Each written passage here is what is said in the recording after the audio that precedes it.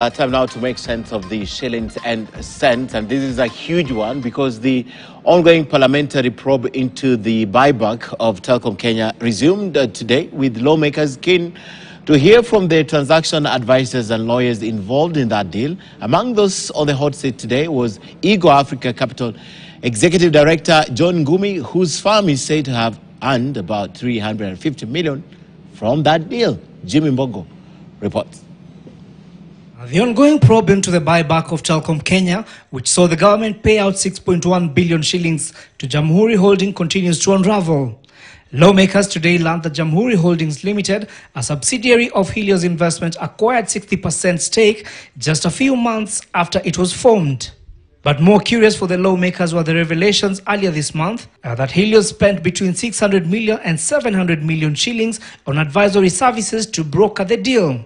Enter Ego Africa Capital Executive Director John Ngumi, who earned 350 million shillings for his financial advisory role. From an audit perspective, you started working on this matter on the 1st of April 2022, and you got paid around November or December 500 million shillings. So I was paid because I'm the best in the business, because I give them advice, because they value the advice.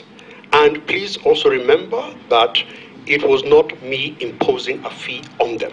It was me telling them, if you are that desperate to leave Kenya and you want something out of your misadventure in Kenya insofar as Telkom is concerned, and you want me to put my 35 years of experience and working and running into play, I'm sorry, I have other things to do. Make it worth my while.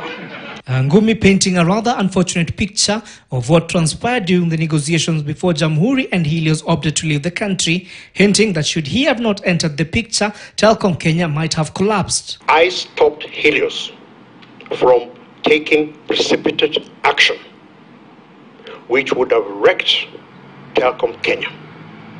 I stopped Helios from going to court. I stopped Helios from going for international arbitration. That was advice. If that advice to Helios, with hindsight, when we were negotiating the contract, was extremely important. Because if they had done what they were going to do, they were going to be the African investor who had taken one of Africa's leading governments to court.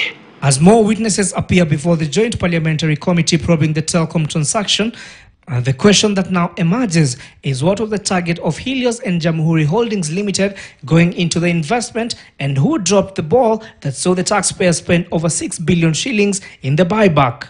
Very angry company.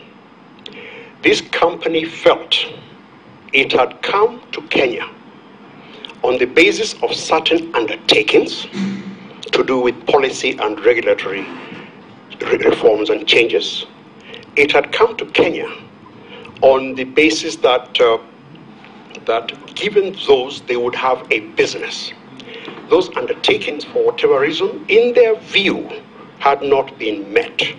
The question that now begs is if Helios was ready to be paid in a 5-year spread, what necessitated the rushed payments.